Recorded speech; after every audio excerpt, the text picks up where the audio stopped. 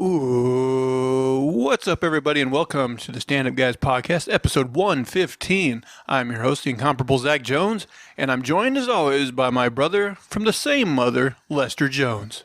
What's up, everybody? And, of course, let's see who else we got with us. It's none other than the ninth wonder, Chocolate Thunder, eating that stink eye and getting that pink eye, lover of the vag and the tarnished sheriff's badge. He's got 2 for the pink, 1 for the stink, tattooing the ladies with his Indian ink, the phenomenal A.J. Singh. Simultaneously high and low praise right there. Well, we will be bringing you our review of the She-Hulk finale. They saved the best for last. Ooh, we got some stuff to say about this. We got some talking to do. But we'll save that for later in case anyone's leery of spoilers. Guys, though, what else have you been watching this week? Anything good you want to talk about? I did watch this really stupid episode of Deadliest Warrior. Well, what is Deadliest Warrior to begin with? Oh, there was a show that used to come on, I think Spike TV. Oh, I vaguely remember this now. Yeah, it was they would have these fake battles between soldiers from different times. Right, they'd be like, what happened if a Mongol fought a Spartan? Yeah, bullshit like it was that. the stupidest show. But they did the stupidest episode of a stupid show, which was vampires versus zombies. Oh, wow. They were really running low on ideas. Yeah, they really did. And they were just making up all kinds of shit in this episode. They were like, all right, so a vampire is about 6 times stronger than an athlete, than a human athlete. A vampire will have a bunch of teeth, not just 2 teeth. And they were like, zombies, they have the bite force of an alligator or something. They were just making shit up. They tested all this stuff on animals, and they were just making up the stupidest thing. It was just so... after watching that episode, you realize that all their other episodes, like Spartan versus Legion or whatever, it's all bullshit. It's so made up, fictitious. There's no science behind it. I mean, I feel like a vampire is going to be able to figure out how to, shoot a zombie through the head or destroy its brains before the zombie's going to figure out how to, put a wooden stake through the vampire. Oh, yeah. The thing is, what if you just have zombie vampires and vampire zombies? That is true. What would happen if the zombie actually was able to convert one of the vampires? Then the vampire, I guess, would go, Yeah. after other vampires. I'll follow this under who gives a shit. Yeah. Yeah. It's a thought exercise. And I'm done. What else besides vampires versus these zombies? I also I heard that DC is getting rid of some of their animation staff. So Warner Brothers is actually firing some of their animation staff from DC Comics, for their short cartoons and stuff like that. So I think they're divesting or whatever out of that. Yeah. How many cartoons do they have? Well, I mean, I don't know how many they have currently in production, but they're the parent company of Cartoon Network, so. Okay, so we're not talking about just DC Comics. Yeah, it's also cartoon. Yeah, it's also Warner Brothers, I would Although assume. has Cartoon Network been doing that much? They slipped. I don't know if they've had a hit in a long time. It's hard to tell without having normal television. Who knows? Yeah, that's true. But when that news story came out a couple months ago that they weren't going to show that new Batman cartoon on HBO Max, and they were going to let them shop that around to other streamers, it kind of sounded at that point that for whatever reason they were really going to cut their animation, and I don't really know what the reasoning for that is. It seemed like the idea was to make HBO a more adult platform or something, but it doesn't make sense to me. Why would you leave that kid money on the table, I don't know. But, and adults like cartoons too, Yeah. Just, I don't know. It seemed like a weird move to me, but what do you think about it? It sucks to see some of those shows go. I really liked Harley Quinn. I wonder if, that's going to go. I mean, that's been such a big hit for them. I would think they would almost grandfather that one in. Yeah. Keep it. Well, I say it's a hit. I don't know if that's true, but it seems like, at least critically, people like it. Mm-hmm. And They're up to like, what, 3 seasons or something of it? Yeah, So, I don't know. I would think they would keep that one around, but maybe I'm wrong. I hope so. I hope they keep it around. What else on the old viewing? I don't know if y'all have watched anything. I know we watched Hocus Pocus 2 with the kids. Okay, yeah, you told me about this. So what did you guys think of the long-awaited sequel of Hocus Pocus 2? It was all right. Yeah, that's what I expected. I knew it wasn't gonna like top the first one. The first one was a classic, but it was like just a fun, nostalgic ride, you know. What was the main plot of this one? The Sanderson sisters are brought back by this girl and her boyfriend or something. Well, kind of, but there's like that historian who like is maintaining the house is like a gift shop, but like somehow the book gets him to make another black candle, something like that, and then they light it and They bring back the Sanderson sisters. they come back again. Do they bring back like the brother-sister characters from the first movie? No. What about the cat? Pretty much just the Sandersons are back. There is a black cat, but it's not a. It's just kind of like a red herring. It's not a kid. They do bring back Billy Butcherson. Oh, is that the zombie character? Yeah. No, I forget because it's like I've only seen that first one a couple times. The cat was actually like a guy trapped in a cat's body or something, right? Right. They killed his sister, and then like they transformed him into a cat or something. At the end of the first movie, does he become human again? Or He gets to go off to his like final resting or whatever. He's like, okay. goodbye, goodbye. One of those.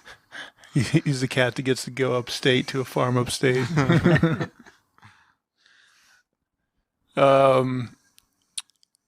Did you think that Bette Midler still had it?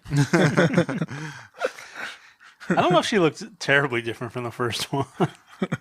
I mean, they definitely looked older, but, you know, They had like a casting of them as children, and like the girl who played her really was pretty good method actor and like taking some of her like mannerisms and stuff. I felt like yeah, she did a good job. for a kid, I thought it was pretty impressive. Now, AJ, I almost forgot, but right before we started, you reminded me that you and I at least did watch that Werewolf by Night special. I liked it. I liked the aesthetically they really like leaned into like a 40s horror movie with the black and white. Even like the title cards at the beginning, they even had like the fake like film grain and a little fake film tearing, just to give you that feel. And then I even like at the very end they kind of have that, Wizard of Oz Pleasantville moment where it switches from the black and white to the color with the woman. And I thought that was a nice touch. What do you think? I like the show, the whole style, like aesthetically, was pleasing. The story, it's something that I've seen like a million times before, but the style was awesome. I liked, introducing new characters that I definitely wasn't expecting to see. And it was fun for Halloween too. It was kind of like for the season, so yeah, I really enjoyed it. Now, like, I've read a few comics where like that Elsa Bloodstone character I shows never heard up. of her. And like, I want to say in the comics, her character is like much more like a more cheeky character. In this, she would seem to a little bit on the serious side. Okay. Where in the comics, I think she's a little more Deadpoolish kind of style, or not quite as outlandish as Deadpool, but yeah, a little bit closer to that. Okay. Maybe a little more quippy and out there, but yeah, that actress they got seemed fine. Now, do you, with these characters, like, would you prefer they maybe just do one of these Halloween specials every year? Or would you like to see them filtered into other MCU stories? I'm down with just a Halloween special every year. I would be fine with that, too. I mean, the only place I think you could maybe fit him in is, like, with Blade, because he's kind of fighting, vampires and the supernatural. Right. Like the Midnight Sun sort of thing. Yeah, they could do maybe something like that. But yeah, if they just wanted to do like a Halloween special every year with these guys, Yeah, I'd be down for it. I'd be completely. fine with that. Yeah. I think they should do that for all the holidays. Some sort of like, like Thanksgiving. I don't know how they would do it, actually. Hawkeye. Oh, well, better than that. I know. I don't think this year, but next year. WandaVision was also Halloween, by the way, because like I thought she came out in the spring. Well, it came out in the spring, but there was like Halloween episodes. Oh, okay. So it had like kind of the theme in there, you know. Actually, you know, they're giving Agatha her own show. Really, they should just do a Halloween special with her. She doesn't need a full season, but that's right. They are doing that Guardians of the Galaxy Christmas special. I don't think this year, maybe next year. Oh, okay. So that ought to be entertaining. But yeah, it is fun for them to do those things every now and again. Yeah, I appreciate. I used to love the Simpsons when they would do their Halloween specials. Those are my favorites. You know, I don't know if it's true, but there was a rumor online that Marvel, instead of doing like so many like of these series of like, you know, so many like half-hour episodes, they might just do like, you know, a special that's a couple hours long, you know, which I think I would be in favor of, to be honest. Yeah, especially when it comes to certain like She-Hulk type shows. Right, we could just like review like, you know, one show and not drag it out so much. Yeah. But yeah, Werewolf by Night, I would recommend it to anyone who hasn't watched it. Fun watch. I think it's worth it. Yeah. Let's see, guys, watch anything else? I don't think we talked about it. I did like polish off the monsters. Like I watched half of it drunk. Oh, you actually watched that? And then I watched Holy the other half shit. at their house one night. Oh yeah, I watched some of that too. It looked terrible. It was as advertised. Super campy, just kind of, just something completely different. Well, you know, I saw one review of it, and they're basically like, this was definitely made for like kids, but they're at the same time they're like, but I don't know if kids today would be into the monsters, you know. So it was like, who is this made for? It's an interesting question. Like, did it actually make sense? I mean, roughly, yeah. It had a storyline.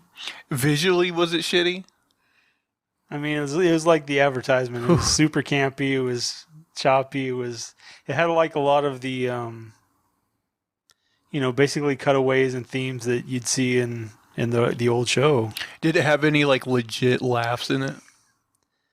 Not too much. And it wasn't like so bad it's good type of thing. I don't know. I was drinking, but I wasn't really laughing. I only finished half while I was drinking, and then I was like, yeah, I'll finish it out. Because I was just looking for something to watch.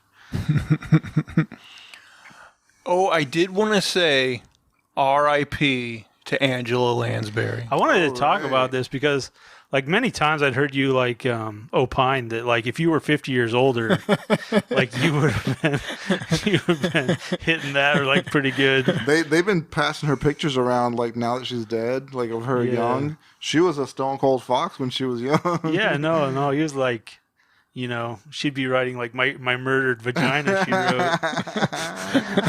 My absolutely, utterly destroyed down parts, she wrote. That'd be a murder she couldn't solve. My anus is ruined and there's a horrible pink sock now, she wrote. Zach Jones fucked me so hard that my dentures are loose, she wrote. I think I did solve the murder. Zach just put Angela Lansbury down. She is the star of one of my all-time favorite movies, Bed Knobs and Broomsticks. You ever watch that? I've seen some of it. Oh, it's so good. Witches fighting Nazis. It doesn't get any better than that.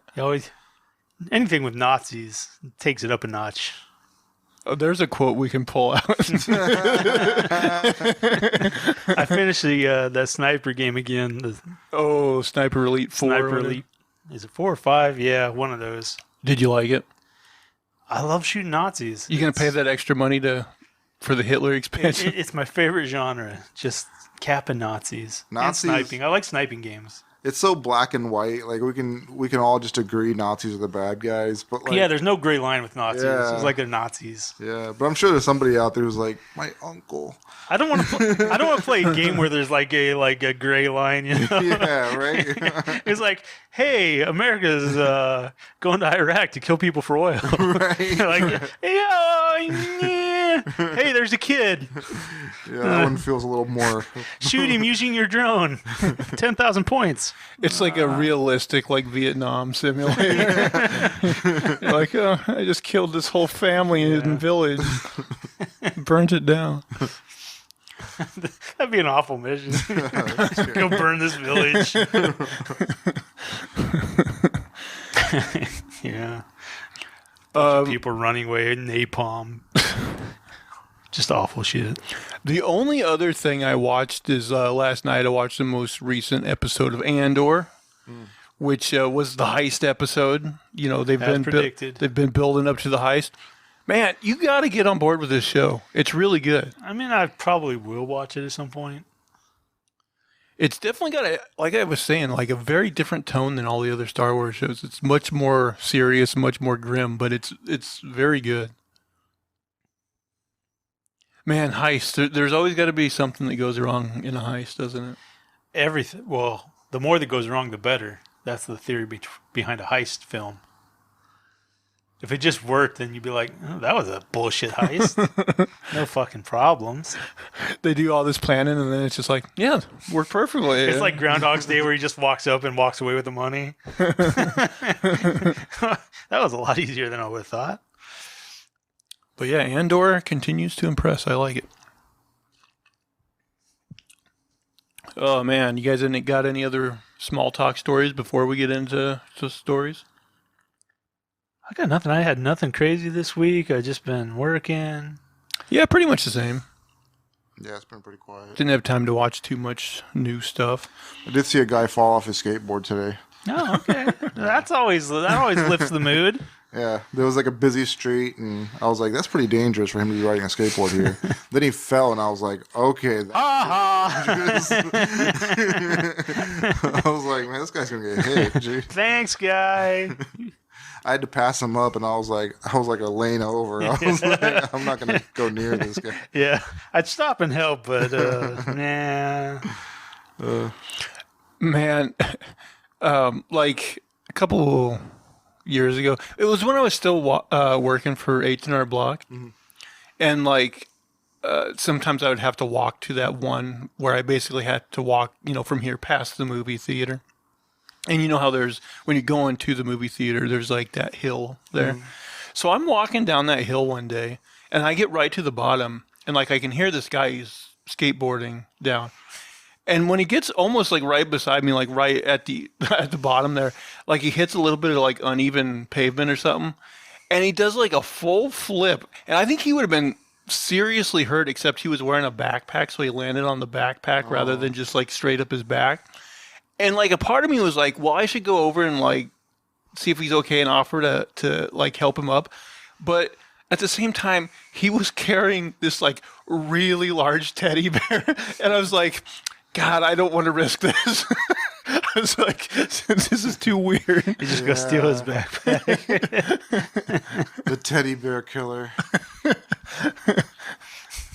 Yeah, it's like he was giving me a weird vibe. I mean, it is weird. Like, why would he be like skateboarding, holding this like giant teddy bear? Maybe it's to break his fall in the front.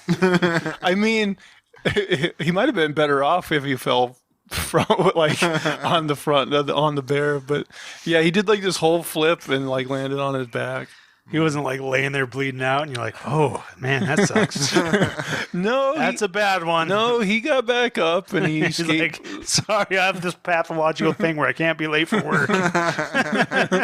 He got up and skateboarded on his way, but you seem fine. Right. Like if you're a skateboarder, you're gonna take some knocks. I guess that's just part of the territory. But yeah, once I saw the giant teddy bear, I was like, I question this guy's sanity, and I don't really want to get involved. Right. This guy's obviously making good life choices. He just skateboarded from like 300 miles from a carnival to give his girlfriend this. I mean, teddy bear. yeah, it could have been a totally sane guy, and he's like, "Oh, I got my girlfriend this giant teddy bear, but I didn't want to risk it." Guys, should we get into story time? I ain't got much for you. I don't know if I have anything for you. Let's see. That's promising. That's par for the course. Usually I have one. Anybody who hasn't watched or listened, we're going to go around the table. Everybody's going to bring a wacky news story from around the globe, and we'll see if we can't just make something funny and or entertaining out of it. And as tradition dictates, we usually start with AJ. So AJ, what do you got for us? It's been a slow week, but I found like an absurd story. So let's see. London YouTuber claims to have been abducted by aliens and fallen in love with them. To find her soulmate, London actress Abby Bella looked to the skies. She claims that she fell for an alien after it swept into its UFO and right off her feet. After it swept her into its UFO and right off her feet. I can't read, guys. I was like, this is either bad writing or you're bad at reading. It's a little bit of the second one. Bored by the pandemic and unimpressed by the offerings on Earth, Bella explained that she joked online about wanting an alien to abduct her. Before long, she began to have dreams of a white light, and then on May 31st, Bella said she heard a voice in her dream. It commanded her to wait in the usual spot. Bella had never heard the voice before, and yet she says she knew what it meant. The next evening, I sat next to my open window, Bella said. She waited, and she said she began to fall asleep around 12:15 a.m. A flying saucer swept into view. Before Bella knew it, she wasn't in her bedroom anymore. There was a bright green beam which transported me into the UFO. Most might be alarmed by such a turn of events, but not Bella. I'm one of those people who all my life had weird encounters, she explained on her YouTube channel.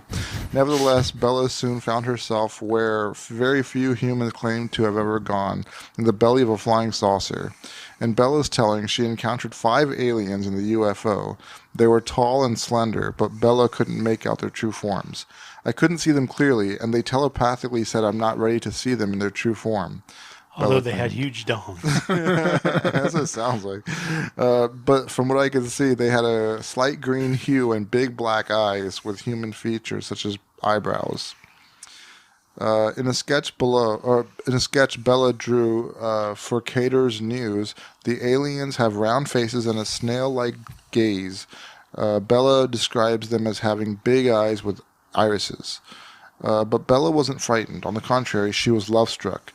There was one who connected with me, she gushed, describing the feeling as being in love 100 times, or times 100. I didn't get his name, but I felt exactly the same. However, the star-crossed lovers faced a few hurdles. For one, the alien told her that dating humans was taboo, although he was willing to break the rules. For another, Bella wasn't sure that she wanted to leave the planet and never look back. He said, I had to consent to go with him, but I didn't want to say yes in case they took me forever. So sadly, Bella left the UFO after just 20 minutes, and back on Earth she bemoaned the gaping differences between aliens and Earthmen. Aliens offer an extra quality of care, she said. Men on Earth just tell lies and have double standards. Some, Bella noted, might be squeamish about Earthling-alien relationships, but they just haven't considered interspecies dating. Bella hopes to be a pioneer in this field and normalize interplanetary love. Although many have raised an eyebrow at Bella's story, she's hardly alone in claiming an alien encounter. During the pandemic, sightings of UFOs have surged. The National UFO Center reported that sightings jumped up by 1,000 in 2020 to 7,200 recorded encounters with extraterrestrials. For a long time, said Peter Davenport, the director of the UFO Reporting Center, the government thought that people like me are just crazy. We're not. Okay. The report will examine They're coming around. The report will examine a number of documented encounters with unidentified flying objects. To date, the government still cannot explain the unusual movements of these objects. They have mystified scientists and the military. As for Abby Bella and her alien love, Bella hasn't given up on her long-distance relationship quite yet, although she understands if her lover is concerned about being captured by the CIA. She hopes that her alien suitor will brave the risk and visit one day from the Andromeda Galaxy. Until the day comes, Bella keeps her overnight bag by the window, waiting for the next time she sees a flash of light from the heavens. I'm going to put on some green face and go to this lady's house and see if I can't luck out. Piece of green paper into a circle on your Just like this green construction paper mask with black eyes. Her brain will do all the work for you after that. You ever notice how people they claim they've been abducted? They're always yeah, they're never wrapped too tight. yeah. That's how they choose their victims. Like, hey guys, we got to go for the dumb ones. Man, like apparently, like Dan Aykroyd's one of those guys that's like really into this, and he believes people are abducted all the time, and he's always talking about there's this person and claims they lost time. They woke up and suddenly it was like an hour later. I'm like, yeah, you're talking to fucking crazies, Danny. Yeah. Well, I guess like he comes from a family that was like into the occult like that, like looking for ghosts and shit. Oh, so he's a real life Ghostbuster. Right, so it's like, it's part of his family heritage somehow. Which is, it's strange. But yeah, interesting. Let me ask you about UFOs. Do you guys think any of the UFOs that have, been spotted by, like, let's not even say like loons, but like by the military, supposedly, do you think there's actually been, extraterrestrial crafts that have come to Earth? I don't think it's absolutely impossible. I mean, there are ideas where we could move objects probably within our galaxy. I wouldn't say another galaxy, but we could reach other stars within a reasonable amount of time. I don't know. The universe is so big. Well, the universe is big. The nearest galaxy is insanely far away. But inside the galaxy, there are stars, we could reach. Like, theoretically, we could reach other stars within our lifetime. But, I mean, that's moving at, like, light speed, right? A good fraction of light speed, but that's theoretically possible. But, like, the nearest galaxy, I want to say, is, like, 50 million light years away. Yeah. So that's pretty difficult. But there's still science we haven't discovered yet, and then contradictions. There's this one guy, I think his name's like Bob Lazar or something like that. Yeah, I've heard of Bob Lazar. And he used to work for the government, and like he went on Joe Rogan or something, and like he claims that like I think he claimed that like a spacecraft crashed here, the government's in possession of it, and that like multiple spacecraft. And he said like they couldn't like get it working or something, but that it used a device that could manipulate gravity to basically obtain like a large amount of speed. Right, which is some kind of idea of where you could get very fast speeds. Right. But a lot of people have like discredited him, and I don't know. Yeah, I suspect it's not true. He claimed they found the spacecraft in some kind of like archaeological dig or something. But I don't know. But he did Rogan. He had like this Navy guy on there or something, and he talked about how like they saw this craft. They said they called it like said it looked like a Tic Tac almost or something. That kind of shape. And he claimed that it was making moves, that were faster than anything our technology could possibly do. Right, but nobody's provided any like actual documentation. That's the problem. Anytime these claims are made, there's like not substantial enough proof. But he was like if he's crafted a story, like he's done a decent job of it. Like he's got like gaps in his explanation that he's just like, I don't know, and like kind of black boxes and weird shit, and you're just like, yeah, I don't know. He seems like a smart guy who's telling a decent story, but Yeah, who knows?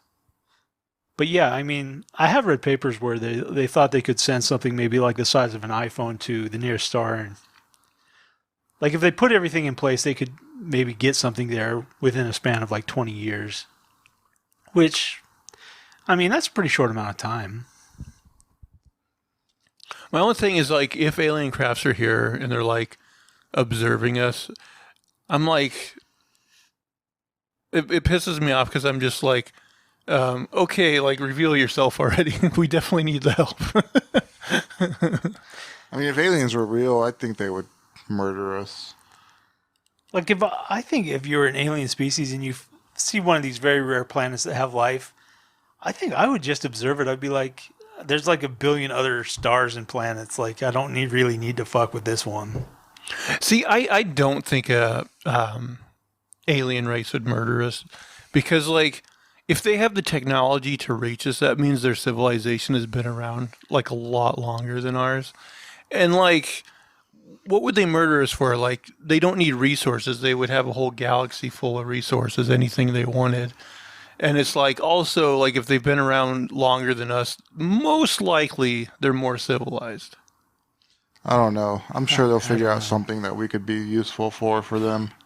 Like, unless it was a situation where like their race was like destroyed by an AI, and then that AI is coming for us. I mean, robots are the most likely candidate for interstellar space. Oh yeah, if we're ever actually visited by a craft, it won't be piloted by like, you know, an organic being. It'll be a robot of some sort. I don't know, man. I feel like they would kill us. I just feel like because, like, first of all, that's what we do. Like, when we go anywhere, we take over and we kill, right? And like that's what all animals on planet Earth do. Like all living things, like they go and they eat and they feed off of each other. They take resources from each other. Like, but you could have like a robot civilization on something like desolate, like Mars. Yeah, robots. That's one thing. So if it was robots, but if it was like a living, you know, organism, like I'd imagine, like the fact that it's even here, it would say it. I mean, but if you are like a living organic thing from another place, like another like planet with living organisms, is probably going to be like a huge disaster for you. I mean, you're going to show up and like fucking like weird fungus is going to start growing on you, and you'll be like, "What the fuck is this shit?" So there's these books called like the 3-body problem, I think, or like there's these books by I think this guy named Lee Sin-Soo. I mean, I've heard of the 3-body problem, which is basically like if like a life form finds other life out in space, like it attacks that, right? Like it eliminates it, because if there's life out there and you can find it, then it could find you, and if it finds you, it could kill you. Like kill them before they kill you, essentially.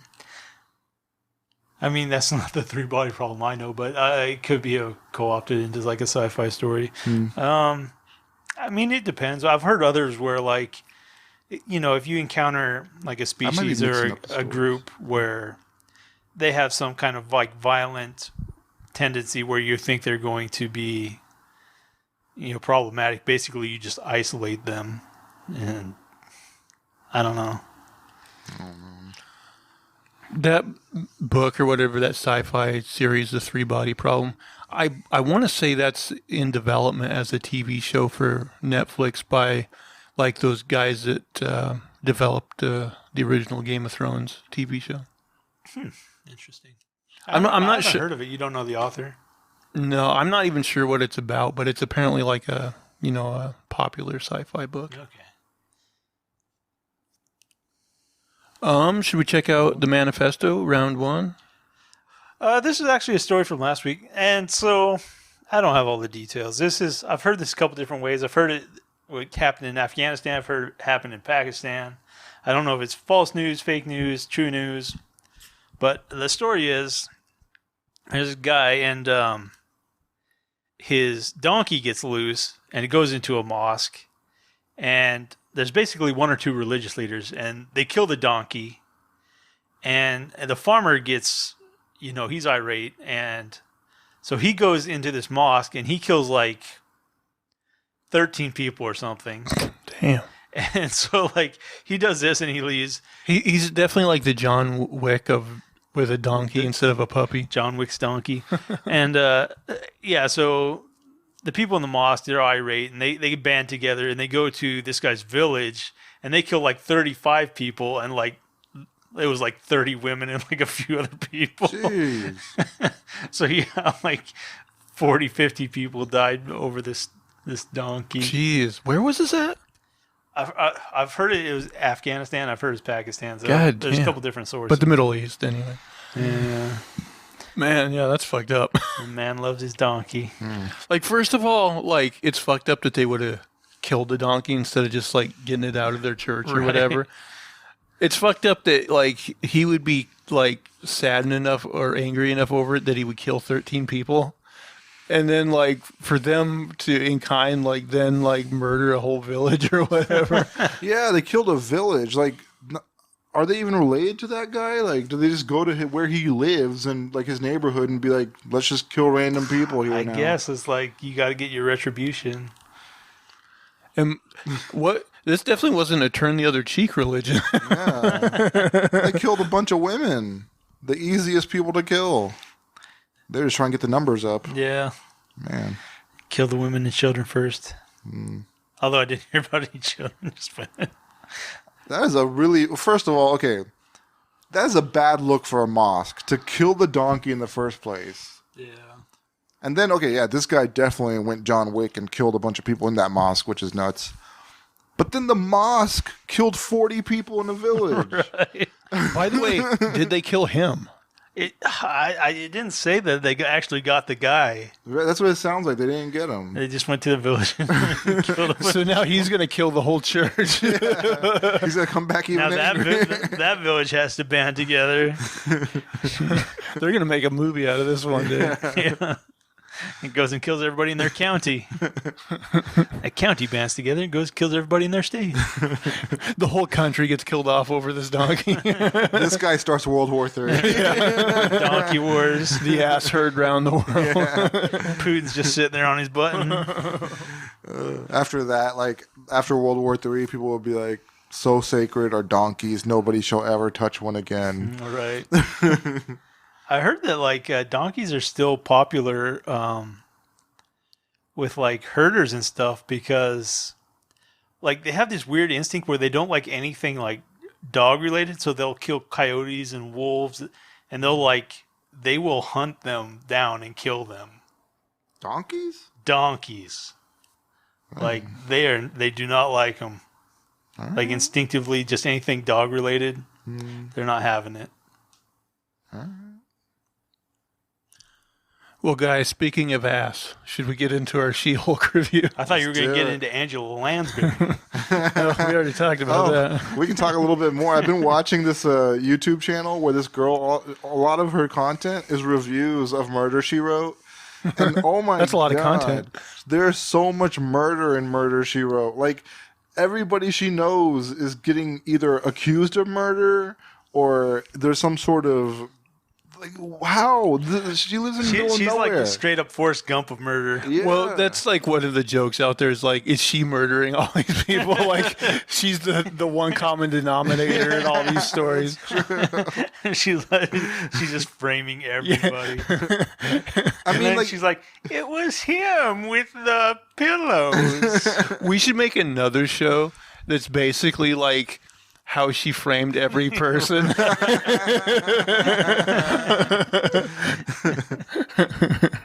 And they never caught me. You know how And they're like best friends, that like retarded cop who's like, oh, good job. you know, like Columbo had that gimmick where like Columbo always opens where it actually shows you it's not a murder mystery. They show you the murder, like committing the murder. And then, like, the rest of the episode is, oh, how is Columbo going to figure it out? How's he going to outsmart him? So, like, Murder, She Wrote could be, like, the opening is, like, her framing the person. But then I guess the rest of it would just be her getting away with it successfully. Like she's got to Walter White her way out of this murder. Right. Yeah, it would be entertaining, though. we're just watching a villain get worse and worse.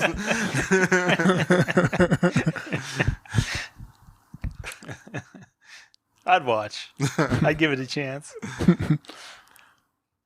All right, guys. Should we now finally get into the finale of She-Hulk? Oh, if we have to. Be prepared. She-Hulk episode 9, entitled "Whose Show Is This?" Not mine, I don't think. I mean, cool. I'm still actually processing this episode a little bit because, like, we'll get into it, but There's a lot. the implications of what happens in this episode are mind-boggling. Okay. There's so much. Yeah. It's We'll Let's get into go. all of it. So we start.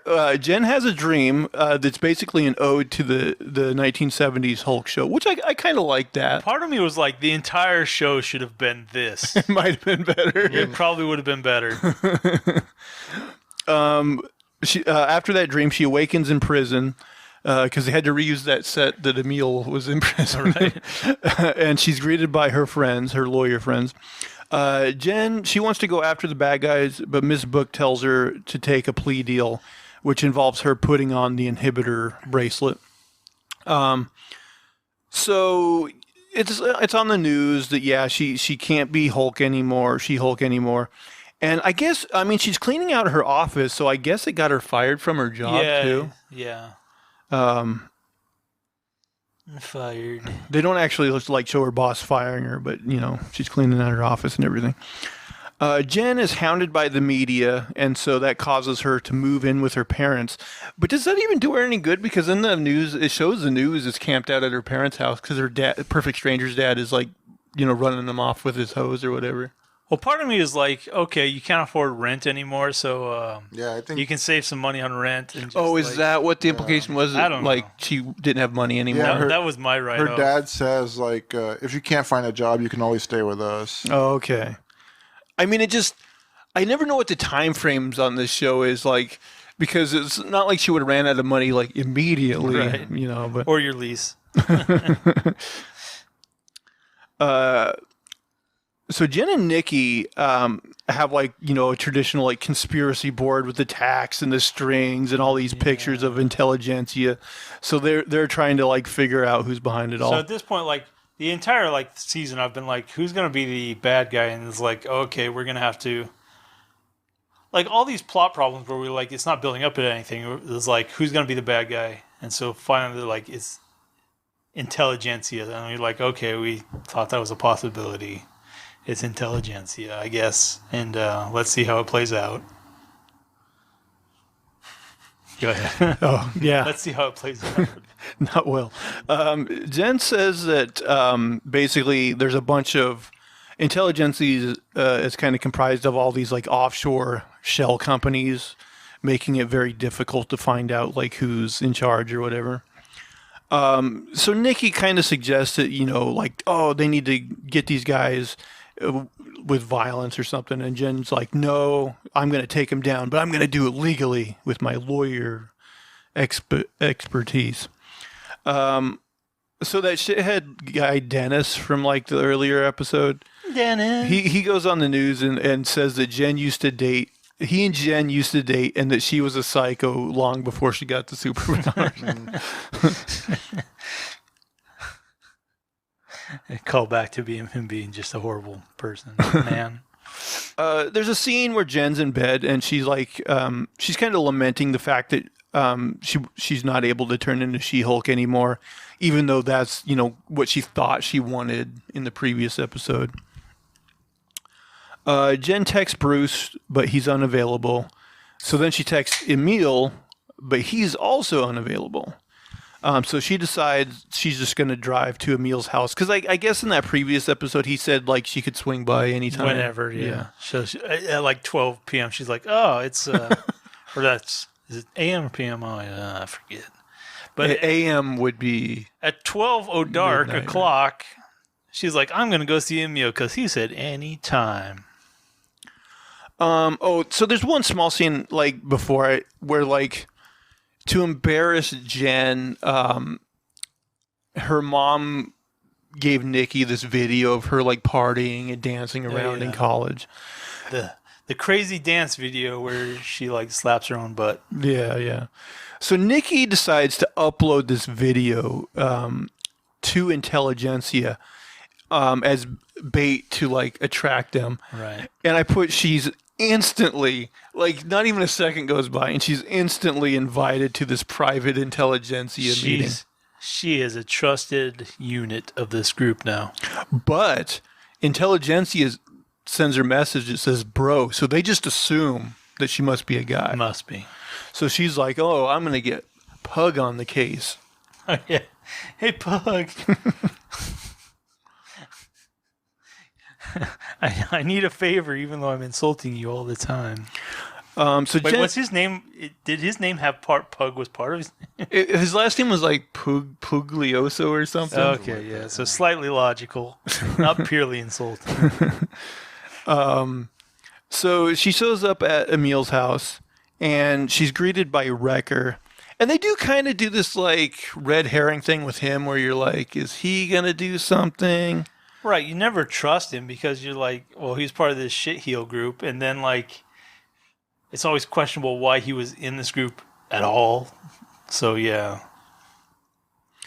So Pug and Nikki show up at the meeting, and Pug is wearing an earpiece so that Nikki can still kind of talk to him, although it starts to like cut out.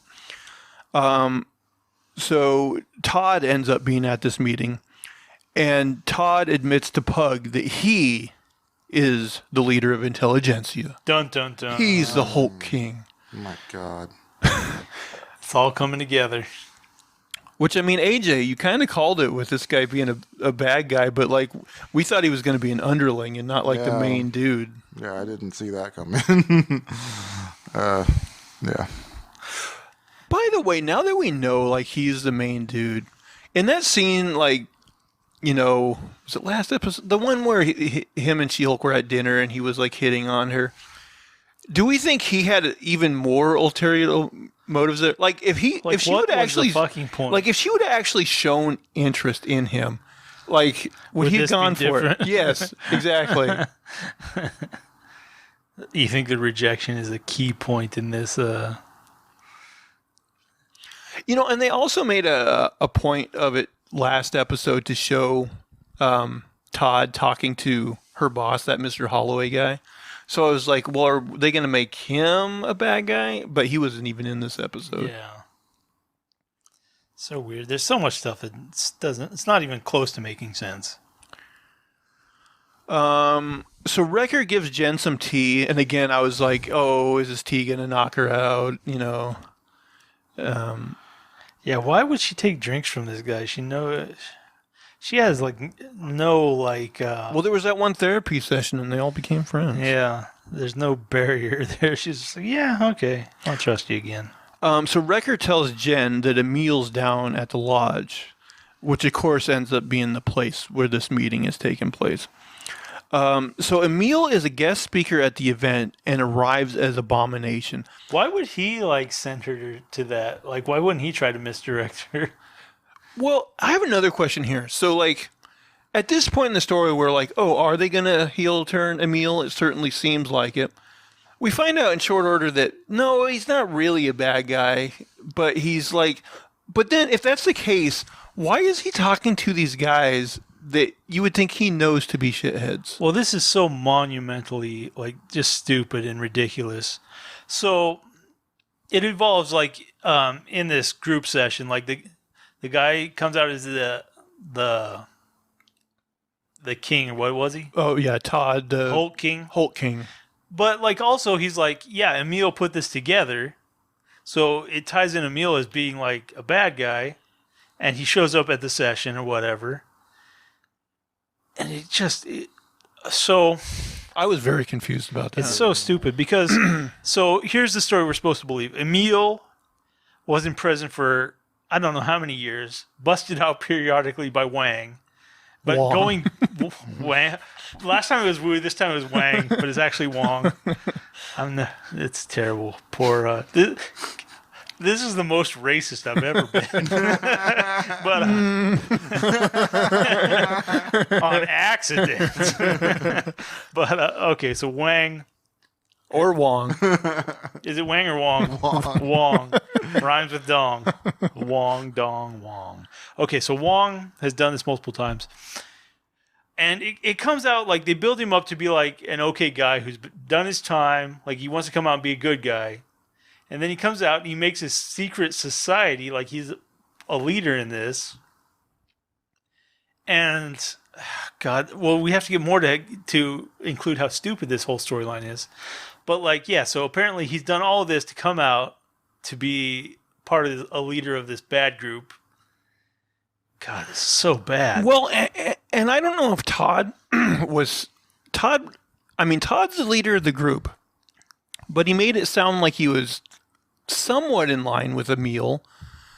But that doesn't seem to be the case either. I was very confused on Emil this. comes to the meeting and he introduces him as like, none of this would be possible without Emil, right? He does say something like that. So you think Emil's the bad guy?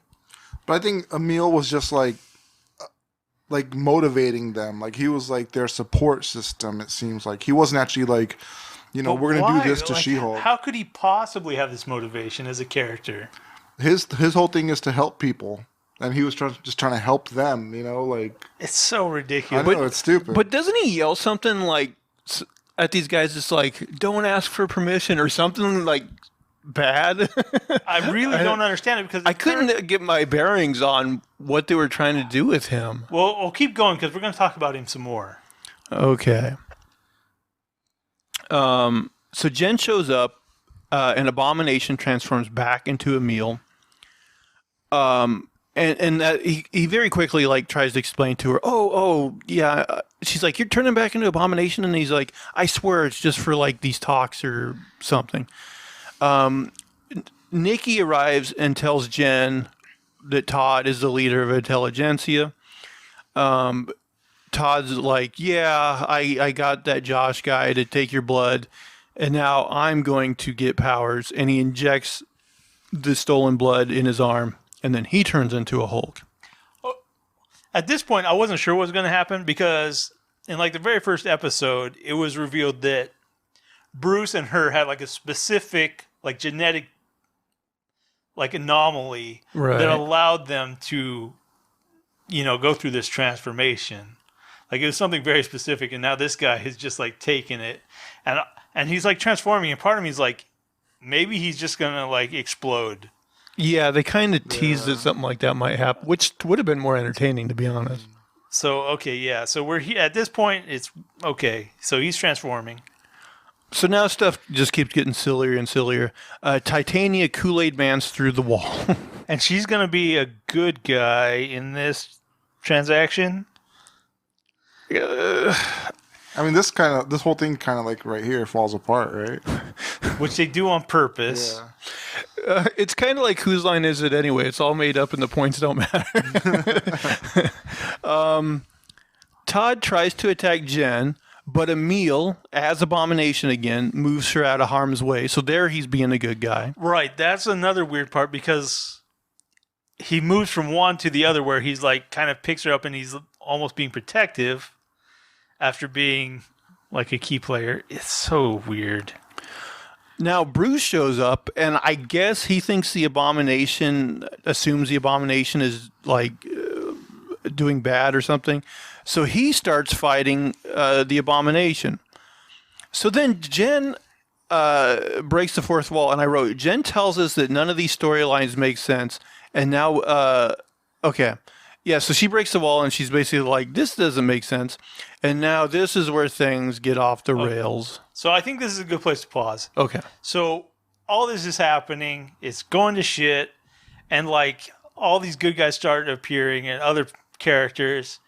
And so she breaks the fourth wall and she's like, this all seems like a big load of bullshit, right? And we're like, yeah, it does. It seems like a big, stinky pile of bullshit that's going to go in some weird, stinky bullshit way. And like, everything's not making sense. And essentially what this is the writers. And we've been talking about it. They came up to a corner. They haven't put in the work to have some decent plot, some build up to something. And they're like, what the fuck are we going to do with this? And everybody in the audience is like, what the fuck are they going to do with this? They haven't set anything up. They haven't put anything in motion. They have all these weird loose ends. And they're like, what are we going to do with all these weird loose ends? How are we going to make this into a final episode? And they're like, oh, I know. Let's go meta and let's pretend like this is all a thing and we'll just slop it into one big fucking, shit pile. And they found out a way to do it. And this is where we keep going. I mean, I feel like if I was in this writer's room, I would have either quit or been asked to leave very quickly because... Well, they're not in the writer's room yet, but they're going. I mean the actual writer's room of this show. Yeah. Because... And we're going to see this in depth. Because I feel like many times in this show, especially here, some writer was like, oh, this would be very creative. And, if I was there, I'd be like... Well, yeah, but if you think about it for half a second, it doesn't make any... And they would have been like, it's genius. I'll be like, damn it. But okay, so yeah, she's saying all that. All of a sudden, like, the screen kind of freezes, and we get kind of this, like, fake Disney Plus menu. So there's one other thing, like, when they're in this big group, this is kind of before, like, all the good guys show up. Like, because it's all intelligentsia, it's just a bunch of guys, and they're all, like... They're bringing up all these points of why this show is garbage. And like the writers are trying to comment on this from their point of view of like why all these toxic people are trying to say all these bad things and why it's, irrelevant that they're bringing up these points. So they're still trying to hang on to that storyline or that kind of moralistic point. And then they're going to break out of it and try to approach it again, which is where we're at. Yeah, so I'll try to make sense of this, but it's nonsensical. So we get kind of this fake Disney Plus menu. She-Hulk like breaks out of like the picture of her show or whatever. Right, literally breaking through the show. Right. This is a fourth wall breaking as meta as it gets. And then she sees like this thumbnail that's of like a kind of like behind the scenes Marvel type show. Right. So she goes in there.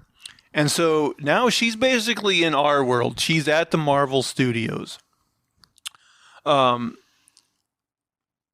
so she goes and she breaks into the actual She-Hulk writer's room. Right. So she's getting directly in their space. We get to see them. Here it is. So yeah, she's criticizing the bad and formulaic writing of this finale, saying like, "Oh yeah, you're gonna make another like Hulk for me to fight, like a mirror of myself." Right, basically all the bullshit that's gone into the show up to this point. Yes. It's so hard. There's so much to like try to. There's so much like psychology behind this that it's painful. And she's like asking them basically to change it. And they're like, well, we can't do that. That's what Kevin wants. And so, again, another meta thing is like a reference to Kevin Feige, the leader of... Yeah, I was wondering about that pronunciation. Yeah. Oh, God, this is so bad. So She-Hulk's like, well, I want to meet and talk to Kevin. And they're like, nobody gets to meet Kevin or whatever. And more than that, one of the characters is like, I will literally kill you, because apparently as a writer he has the ability to kill her. And at this point it's kind of revealed, I think unintentionally, that the writers are the real villains of the show. You don't have to tell me twice. So yeah, she goes to meet Kevin. There's these security guards that try to stop her, but she just like easily defeats them, no problem. So we find out Kevin, and I could see this because I was watching with subtitles on, so it's, Kevin is an acronym. There's a period in between all the letters. Yeah. That's kind of a spoiler. So Kevin is a robot, which stands for Knowledge Enhanced Visual Interconnectivity Nexus. Okay, so pause here. Like she says she's going to go get Kevin. She's going to talk to Kevin, and they're all like trying to stop her or whatever. And like you see, okay, she's going to go see Kevin, which... Everyone's like, okay, we've gone to the writers. It's time to go to Kevin Feige, whatever. And you're like, okay, so here's Kevin Feige. And then she shows up and it's Kevin the robot. And you're like, well, this was so good. And I think they pitched it as probably she was going to see Kevin Feige. But, like, he did not want his name anywhere near this fucking pile of horse shit. And he's like, let's try Kevin the robot. I don't know. I've heard like he's one of those guys that doesn't really like the spotlight, so I'm assuming they never had him on board. It's possible, but it was definitely like in my mind that's who she was going to see, and I was just like, it's just like that would have still been terrible. Just the fact that yeah, she's it would have been awful. But they at least broke my expectations, which usually is a good thing. I don't know, but Kevin the robot. So they start to talk. Oh yeah, Kevin tells She-Hulk to change back to Jen, and to do it off camera because the effects are too expensive. Right. God. Which I was like, yeah, thanks for explaining that. So also, how did she had that inhibitor? Did it explain like how she got past the? I don't think it ever did. Yeah, it just happened. So I wrote, the character of Jen somehow knows all about the Marvel Universe. And so this is the thing I really have an issue with. So because she starts talking to Kevin and she starts talking about like how a lot of people say the Marvel movies are formulaic and all this. I forget exactly what she says, but she's talking about right, Marvel. She's moved beyond being in the universe. And on the screens behind her are like the movies playing and shit like that. However, whatever happened, she's in the metaverse. Right. Here's the thing. She's essentially talking to her God. But not only that, how does it make sense that she basically knows that her universe is fake? Or you know what I mean? Her character... It's so painful. I fucking hate Meta so much anyway. I mean, sometimes if it's just like a sly reference, but when it's worked into a show like this, you start thinking about it and you're like, it makes no sense. Yeah. This means this whole show... Like she knew she was in a show. You know what I mean? You pretty much have to come to that conclusion. Yeah, but she kind of, whenever she breaks the fourth wall, she always like, says something that kind of makes it sound like she knows she's in the show anyway.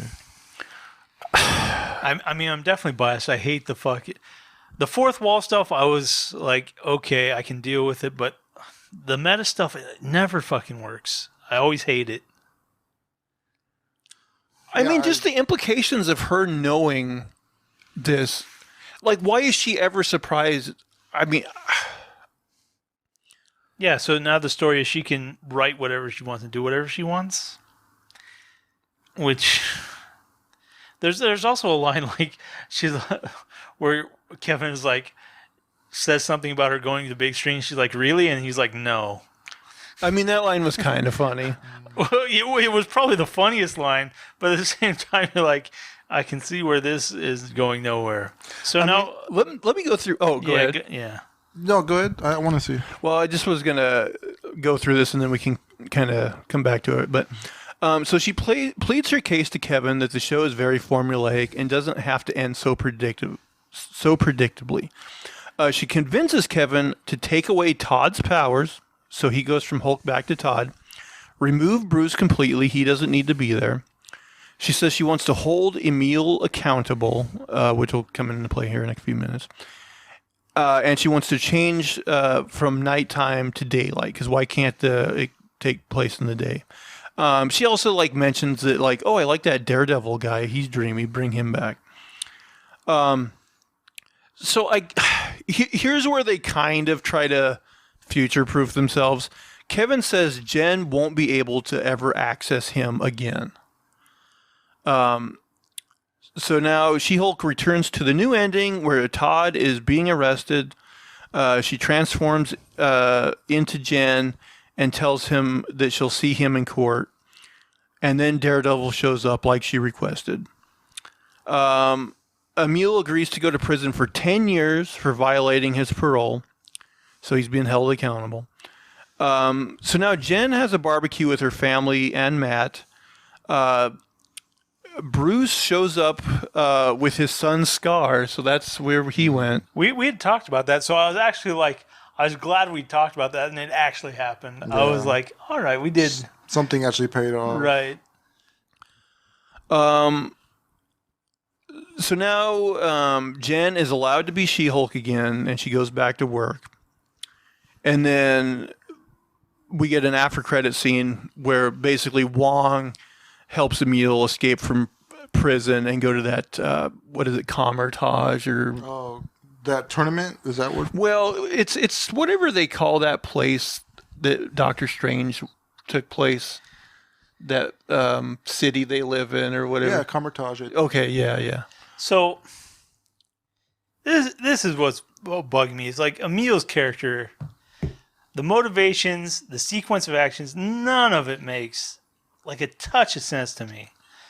Like, he stays in jail for a number of years, going in and out, I guess as he pleases. But he does this for the sole purpose of being like this shitty side character in Jen's story, where he does this weird like thing where he sets up some bullshit in her storyline that never pays off. He goes back to jail of his own accord, and then Wong like immediately busts him out, and he's like, okay, whatever, and they're off, and he's like, oh, do you have any like Wi-Fi where you're going? Because he didn't have any in his little retreat or something. It's so just weird and stupid. Like, his entire, like, he has no motivation that could ever make sense for this storyline. It's just, I hate it, and I want to like him, and I want him to be an important character. It's just nonsense. It would have been up until this last episode where they have this nonsensical turn with him. Like, I just didn't understand, like, okay, he's still a good guy. Well, it could have been the thing, like, up to then where he got out on his own accord and he's doing this good thing or whatever. But then they turn him into the pseudo bad guy, and he repents by going back to prison, which he's immediately taken out of. It's just, I mean, the only thing, and they don't say this, so you'd have to assume it on your own, is that he knows these guys are bad guys, and but he wants to talk to them to try to talk some sense into them. But it didn't seem like that's what he was doing. But how long ago would he had to have known that's what he was doing to spend like 10 years in prison? Because now that he goes back to prison, like, he has no problem just leaving and going with Wong. And I don't. It's just, there's no way to tie it together. And I don't think we understand his relationship with Todd at all. They didn't explain it. Right. Because Todd is a bad guy. I mean, obviously, and Emil would know that. There's no logical connection. It's just complete garbage. But still, the thing I'm hung up on most is just the meta stuff, because even before she turned into Hulk, I mean, she has a superpower, basically. I mean, to be able to know I guess that's the secrets of her universe. She knows exactly how to break out of her movie and go approach this. And I mean, she's essentially like a multiverse jumper. Kind of. At this point, yeah. I mean, you have to give her that because she's already done it. Except they've told her she can't do it again. Yeah, because they're like, oh, it's hard to tell you. We how can't much leave this door open because it's fucking stupid. I just think the whole thing was just a throwaway. I mean, I was going to ask you, what did you think about the meta aspect of it? Her actually coming into our world, like it doesn't. I don't know. Part of me, I know this show is made ahead of time. And this episode was written out and acted, and everything was done ahead of time, like before we even saw, before we saw the first episode. But it feels almost like they saw the negative reviews and said, "Let's phone it in," and I felt this was definitely sculpted to other issues that happened inside the show while it was happening. Like how people were reacting to it. Right. It doesn't feel like this was written all prior. Yeah, that's what I was thinking too. I was like, because he even says like some of these shows are going to be hit and miss, blah blah. It almost seems like they're reacting to how people reacted to this show. They definitely felt especially when they're talking to the writers, it was like they're trying to find a way to write this off. I mean, these shows are done far enough ahead of time, but I can't imagine they added any from the time we saw episode 1, they couldn't have I don't think they would have added anything, is what I'm saying. Like they would have had to known how shitty it was going and how what people were saying about the show and the negative reaction to it.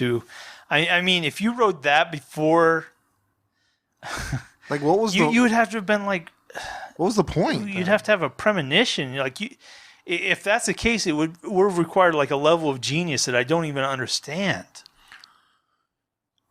You know what I think annoys me about this show is, I get tired of like hearing people like, news stories about people bitching about nonsense on social media like incessantly.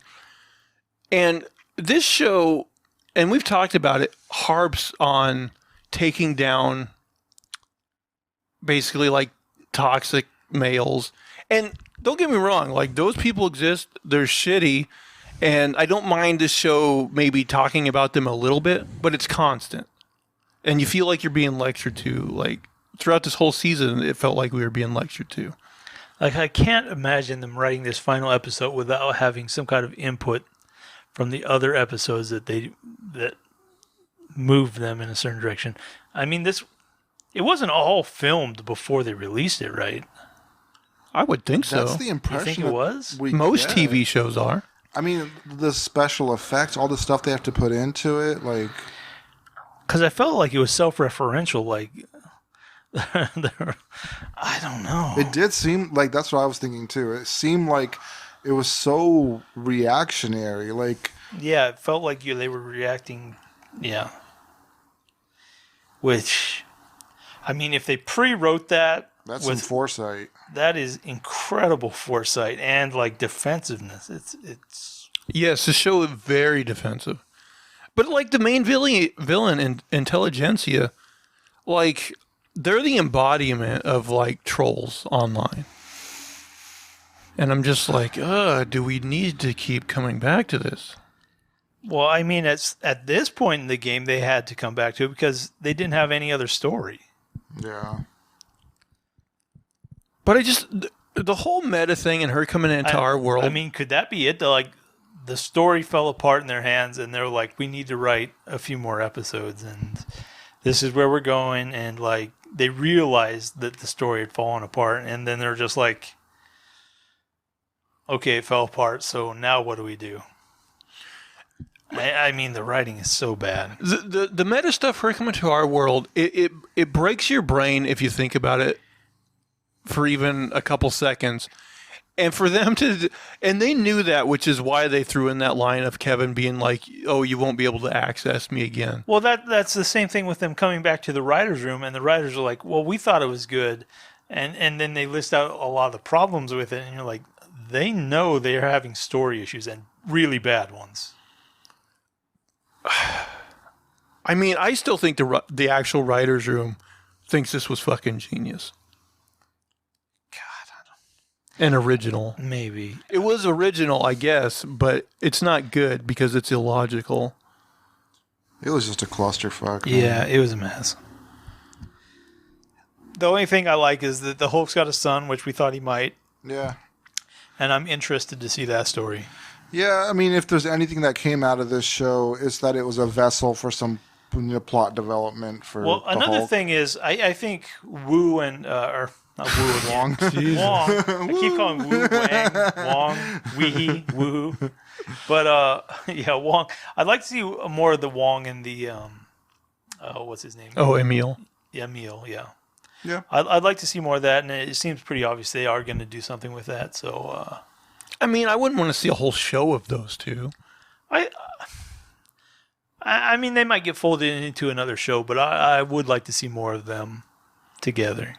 He'll probably just make a cameo in like a Doctor Strange movie or something. The thing is, there were points where I thought Emil was going to be a very interesting character, but this particular storyline, I thought it was a hot mess. But if you put him in the hands of another writer, he's still got a lot of freedom to go in interesting directions. I don't know, but he could potentially be on the Thunderbolts, right? Because, like, he is super powered and he is kind of like an in-between, good and evil kind of guy. And I mean, I guess he would fit the Thunderbolts team in that respect, but I think they've kind of already announced their lineup, and he wasn't on it. Doesn't mean they aren't holding back a couple surprises. So. Yeah, I mean, Wong has been weaving in and out of so many storylines. Yeah. By the way, you know how the guy that William Hurt, the guy that played Thunderbolt Ross, he died. Oh. The rumor is that they're going to get Harrison Ford to play that part. Harrison Ford's getting old, man. He is. He's getting up there. Wasn't he the drill sergeant in Captain America though? No, that was Tommy Lee Jones. Tommy Lee Jones. Right. Yeah. Jeez. I don't remember that. Tommy Lee Jones is like so. There's like side stories of being like a very serious asshole. I can see that. He's what I hear. He's very serious and very curmudgeonly. Very serious, yeah. Like a grumpy old man Yeah. stereotype. Oh, that's no fun. But I mean, he's good and he can fit a lot of roles. So Yeah, I don't even know what my final thoughts on this show. I just hate it, and like this was like the keystone of my hatred. Yeah, I feel really let down by it because like I felt like they misinformed us on what this show would be. You know, like if it was just going to be some throwaway that you don't have to like invest your critical thinking into and like trying to understand what's going on and everything, then you just put it on the background. That's one thing. But if it's like, you know, we're told that this is a Marvel show, it's going to count. Like, you know, it's going to matter in whatever else is going on out there. And we're like reading into it and trying to figure out what's going to happen next. And, you know, it wasn't WandaVision. It wasn't Loki. It was just some blah show that they really didn't put a lot of effort into it going anywhere. I mean, if they were going to do it, I would either completely reboot or just like get an entirely different set of writers and go a different direction. I mean, I'd walk in there and be like, everybody's fired. Everybody's fucking fired. And that would be how I started the first episode in the meta space. And then I would leave it forever. Actually, you know what scene I wish they would have added that would have at least made a little bit of sense going forward is if there was a scene maybe with Kevin and the people of the writer's room being like, okay, you're going to write her so that she doesn't have this omniscient like power. It's so and hard never to walk away from did, it or now. you're gonna retcon this basically. You're gonna retcon this shitty thing we just wrote, so it doesn't affect the universe going forward. Like you start the next episode of the season with like flashbacks to this episode, and then she wakes up and is like, "Oh, that was a horrible dream." What the fuck do you do with this? It's such a blemish on the entire universe. It's just garbage. So like, are they going to make a season 2? God, I don't know. I don't think it was good enough to warrant another one. I don't think I'm curious what the ratings were. I mean, with the streaming stuff, you don't know. But again, just like with Miss Marvel, which we really didn't like, Yeah, I didn't like it seems like audience reaction has been mostly positive. I'm surprised. I think if you just like optioned her and pulled her out and put her into the active universe and let somebody else write them, maybe. She definitely needs a different writer behind her, or a group of writers. This writer's room, boy, it did not do it for me. It sucked bad. You know, between Hawkeye, Miss Marvel, and this show, I don't even know where I hated both of them. This one's at the bottom. Like, I think I gave them like a 2 and a 3. I'm 0. It's tough because just like with Hawkeye, I was like, this isn't great, but like I've seen worse. And then it got to the last episode, and I'm like, boy, that was really bad. Yeah, I mean, only thing I can give Hawkeye is that at least it was consistently one show the whole time. It was more of like one storyline. It was more consistent. Yeah. It wasn't as bad as this. Yeah. It wasn't. I hated what they did with Kingpin. Yeah. That was anger-inducing. No, I mean, I think I like Kingpin a lot, and I feel like they did not do him justice. But I really thought Hawkeye was going to be the bottom of the barrel. I thought the best part of this show was Daredevil. Yeah. Yeah. The one thing I'll say about this show over like Miss Marvel is like, even though I didn't like either of them, I felt like this show at least was more entertaining than Miss Marvel, which I just thought was kind of bland and at times offensively stupid. Well, this show is offensively stupid at points too, but Yeah, I just felt Miss Marvel was like it was really kid oriented. This was at least geared towards adults, but I gotta say, this is under Miss Marvel for me.